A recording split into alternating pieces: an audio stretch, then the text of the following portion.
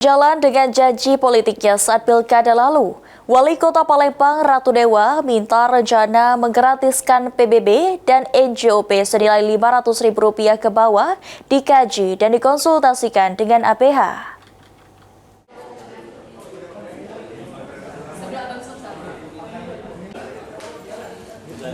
Sejalan dengan janji politiknya saat pemilihan kepala daerah pilkada lalu mengenai rencana menggratiskan PBB dan NJOP senilai Rp500.000 ke bawah, Wali Kota Palembang Ratu Dewa mengatakan sudah meminta pihak inspektorat dan OPD lainnya di lingkungan pemerintah Kota Palembang untuk membuat kajian secara komprehensif. Selain itu, Inspektur Kota Palembang juga diminta untuk mengkonsultasikan realisasi rencana tersebut dengan BPKP, BPK, dan Kejaksaan untuk memastikan rencana tersebut sesuai regulasi. Jika kajian dan konsultasi sudah dilakukan dan tidak menemui kendala serta diperbolehkan, baru rencana tersebut direalisasikan.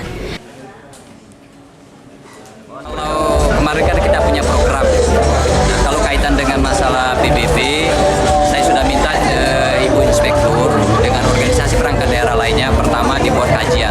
Kajian itu benar-benar komprehensif, melibatkan dari seluruh organisasi perangkat daerah termasuk unit kerja yang lain. Dan tidak hanya itu, saya juga minta kemarin dengan Ibu Inspektur untuk dikonsultasikan, baik dengan BPKP, dengan BPK, termasuk dengan Datun, baik di Kajati maupun di Kajari. Kalau ini semuanya sudah clear, baru nanti kita laksanakan. Wali Kota Palembang Ratu Dewa menekankan meski dirinya menginginkan menggratiskan PBB dan NJOP senilai Rp500.000 ke bawah dapat direalisasikan, namun tetap tidak ingin menyalahi aturan yang ada. Sandi Pratama, PAL TV.